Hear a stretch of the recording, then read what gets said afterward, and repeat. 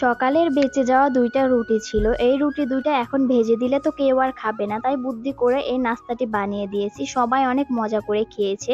আপনারাও চাইলে বিকালের নাস্তায় ঝটপট করে বানিয়ে দিতে পারবেন। প্রথমে এখানে আমি একটা রুটি বানিয়ে নিয়েছি। রেগুলার আমরা যেভাবে রুটি বানাই ওইভাবেই আমি রুটিটা বানিয়ে নিয়েছি। এখন রুটিটার মাঝ বরাবর আমি কেটে নিব। এরপর আবারও রুটিটা মাঝ বরাবর কেটে ৪ ভাগ করে নিব। এখন মাঝখান দিয়ে আবারও কেটে নিব। আপনারা ভিডিওতে দেখতেই পাচ্ছেন যে আমি কিভাবে রুটিটা কেটে নিচ্ছি। এভাবে করেই পুরো রুটিটাই এখন আমি কেটে নিব।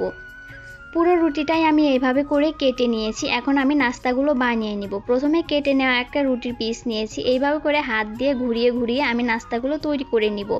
খুব সহজেই কিন্তু একটা নাস্তা তৈরি করে নিলাম। দেখতেও কিন্তু অনেক সুন্দর হয়েছে। এটাকে আপনারা পাস্তাও বলতে পারেন। আমি আরও একটা আপনাদের তৈরি করে দেখাচ্ছি। এক সাইড থেকে হাত দিয়ে এভাবে ঘুরিয়ে নিলেই তৈরি হয়ে যায়।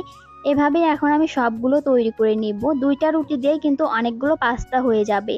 সবগুলো তৈরি করে নিয়েছি। এখন এগুলোকে আমি সিদ্ধ করে নিব। সিদ্ধ করার জন্য একটা প্যানে পরিমাণ মতো পানি দিয়ে ফুটিয়ে নিয়েছি। এখন ফুটন্ত পানিতে পাস্তাগুলো দিয়ে ৪ থেকে ৫ মিনিটের মতো সিদ্ধ করে নিব। যখন পাস্তাগুলো ভালোভাবে সিদ্ধ হয়ে যাবে তখন এভাবে ফুলে একাই উপরে উঠে আসবে। এই পর্যায়ে পাস্তাগুলো তুলে নিব। পাস্তাগুলো তুলে একটা সাইডে রেখে দিয়েছি। এরপর চুলায় আরও একটা প্যান বসিয়ে দিয়ে প্যানে পরিমাণ মতো সয়াবিন তেল দিয়েছি। এরপর একটা পেঁয়াজ কুচি এবং কাঁচামরিচ কুচি দিয়েছি। এখন তেলের সাথে পেঁয়াজ এবং কাঁচামরিচ কুচিটা ১ মিনিটের মতো ভেজে নিব। হালকা একটু ভেজে নিয়ে পেঁয়াজ মরিচটা এক সাইডে রেখে এরপর এখানে একটা ডিম ভেঙে দিব। এরপর ডিমের উপর দিয়ে সামান্য একটু লবণ ছিটিয়ে দিব। এরপর ডিমটাকে এরকম ঝুরি ঝুরি করে ভেজে নিব। ডিমটা যখন ঝুরি ঝুরি করে ভাজা হয়ে যাবে এই পর্যায়ে পেঁয়াজ মরিচের সাথে ডিমটাকে নেড়েচেড়ে মিশিয়ে নিব। এখন পেঁয়াজ মরিচের সাথে ডিমটা একটু ভেজে নিব। এরপর এখানে দিয়ে দিব সিদ্ধ করে রাখা পাস্তাগুলো দিয়ে এখন নেড়েচেড়ে ভালোভাবে মিশিয়ে নিব। সবকিছুকে একসাথে ভালোভাবে মিশিয়ে নিয়ে এরপর এখানে দিয়ে দিব ১ প্যাকেট নুডলসের মশলা।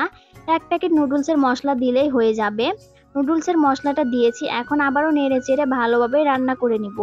২ থেকে ৩ মিনিটের মতো নেড়েচেড়ে রান্না করে নিব। সবশেষে এখানে দিয়ে দিব টমেটো সস। টমেটো সস দিয়ে এখন আবারও ১ মিনিটের মতো নেড়েচেড়ে ভেজে নামিয়ে নিব।